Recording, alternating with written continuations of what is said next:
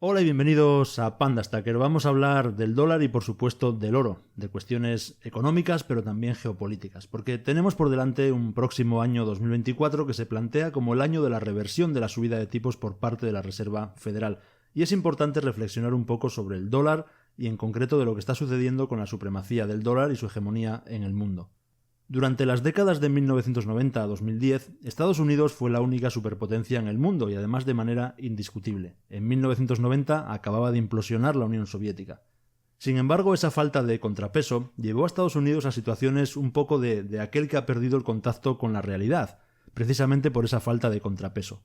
Sus incursiones en Oriente Medio, la guerra de Irak, Libia, Egipto, etcétera, han ido generando un nivel de desconfianza en el mejor de los casos, de odio incluso en otros, entre muchas naciones, especialmente dentro de lo que ha venido en llamarse el sur global. Mercados emergentes en los que Estados Unidos viene abusando y excediéndose en virtud de esa dominancia global, aprovechándose de ser la primera economía y el primer ejército del mundo. Y hay una creciente preocupación por ese exceso de Estados Unidos y sus implicaciones. Y de ahí estamos viendo a los bancos centrales vender bonos estadounidenses y comprar oro. Y no solo hablamos de los enemigos históricos, entre comillas, no, para nada. Podemos pensar, bueno, es que China le disputa el puesto, pero es que no es solo China. Japón, que tras la Segunda Guerra Mundial ha sido el fiel aliado, el aliado tradicional de Estados Unidos en Asia, tan aliado que a pesar de ser el país, como se dice, del sol naciente, es decir, un país oriental, por nuestra parte se le ha considerado siempre como miembro de eso que se ha dado en llamar Occidente. Y estamos viendo que Japón, que es el mayor tenedor de bonos del Tesoro de Estados Unidos, está vendiendo bonos. China es el segundo mayor tenedor de bonos detrás de Japón y también sigue vendiendo bonos del Tesoro. Pero bueno, lo de China ya era más previsible, pero el caso de Japón, que es un gran aliado, pues la cosa cambia bastante. Y no son solo Japón y China, eso solo por contar los dos grandes tenedores de bonos. Cuando tienes un bono, a menos que lo tengas hasta su vencimiento, si los tipos de interés suben, obviamente venderlo ahora y comprarlo más tarde a tipos de interés más altos parece un buen negocio, pero no creo que eso sea lo que están haciendo precisamente. No están vendiendo bonos para volver a comprarlos luego. Yo creo que lo hacen porque el modelo en el que estábamos, en el que China, por ejemplo, necesitaba muchos dólares para su cuenta de exportación con Estados Unidos bajo la globalización, ha llegado realmente a su fin. Estamos saliendo de la globalización. Estamos en la desglobalización. Y para Japón se podría decir lo mismo. Su estructura económica no requiere que tengan tantos dólares, lo que significa que quien compre bonos del Tesoro tendría que ser principalmente ya de casa, de Estados Unidos, porque a tus principales tenedores ya no les interesa ese juego. La deuda de Estados Unidos, los 33 billones de deuda famosos que hemos alcanzado recientemente, de esos 33 billones, unos 25 billones aproximadamente, están en manos de entidades de Estados Unidos, ya sean fondos de pensiones, compañías de seguros. En realidad el propio gobierno posee una gran parte de la deuda de Estados Unidos, principalmente a través del Departamento de Defensa, que aunque parezca increíble tiene una gran cuenta de inversión con bonos estadounidenses. Quizás os llame la atención que la mayor parte de los bonos se tengan que quedar en manos de entidades estadounidenses e incluso del Departamento de Defensa. Es realmente curioso, mirad, el Departamento de Defensa es el mayor consumidor de fondos federales. El mayor presupuesto federal se va al Departamento de Defensa, y el Departamento de Defensa utiliza los bonos del Tesoro para financiar sus operaciones y adquisiciones. En el año 2022, el Departamento de Defensa compró 3,4 billones de dólares en bonos del Tesoro, lo que representa alrededor del 12% de la deuda nacional. El Departamento de Defensa utiliza los bonos del Tesoro para financiar sus gastos de defensa, que incluyen salarios, equipos, adquisiciones, etc. Es decir, con el dinero del presupuesto, en lugar de según llega a gastarlo, pues lo invierten en bonos y así van teniendo un remanente, en teoría. Y el Departamento de Defensa compra los bonos del Tesoro a través de las subastas del Departamento del Tesoro, pero también puede comprar bonos del Tesoro a otros inversores, como bancos e instituciones financieras. Quedaros con eso, porque desde ahí el propio gobierno, sin que lo parezca, puede hacer una especie de rescate a bancos o instituciones financieras, haciendo que el Departamento de Defensa les compre los bonos.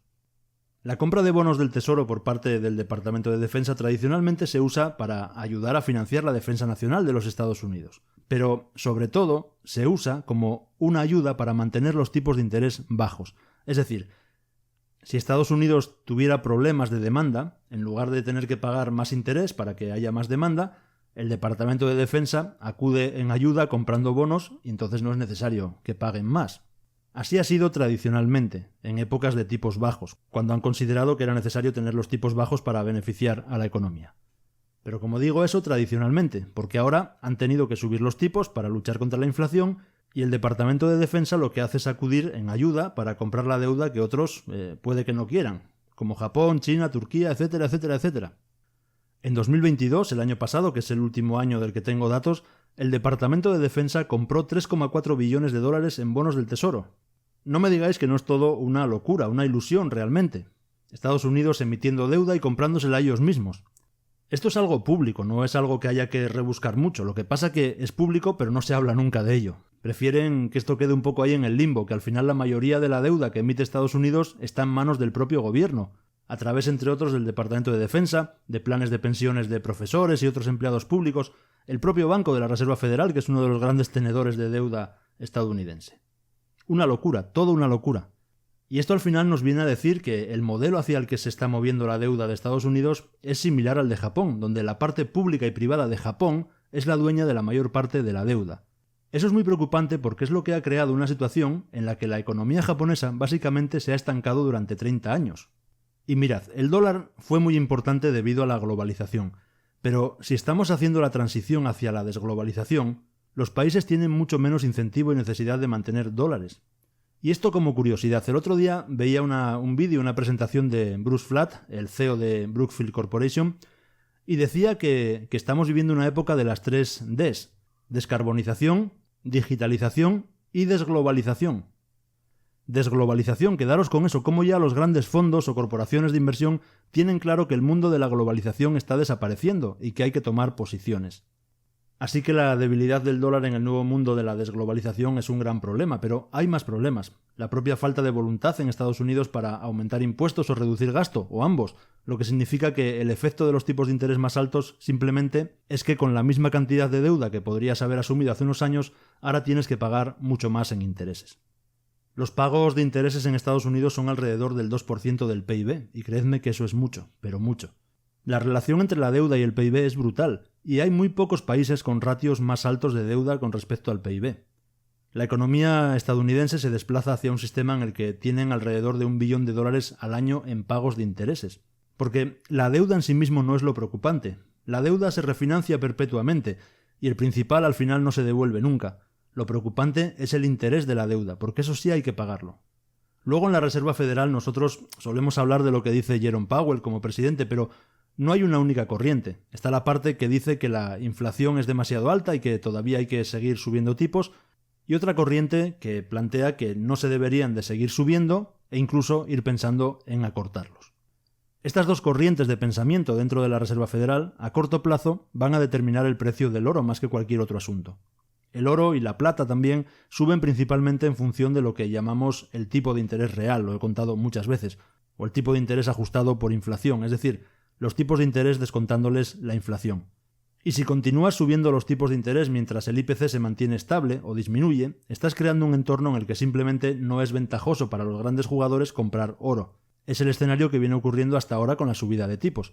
Pero a pesar de todo eso, como ya hemos hablado más veces, tampoco ha caído fuertemente el oro, que era lo esperado. Y no cae precisamente por ese apetito de los bancos centrales por el oro. Por el oro, pero además deshaciéndose de bonos del Tesoro. Con lo cual es una tormenta perfecta, porque es algo que no es lo habitual. Estados Unidos subiendo tipos de interés y sin embargo no consigue colocar su deuda a los compradores históricos o tradicionales, al contrario. No solo no compran, sino que están vendiendo los bonos que tienen en cartera. Y Estados Unidos quedándose con su propia deuda, a través de historias con el Departamento de Defensa, con planes de pensiones, etcétera, etcétera, etcétera. Toda esta situación, desde luego, para mí no augura nada bueno en el horizonte. Espero, como siempre, vuestros comentarios. Un saludo y nos vemos.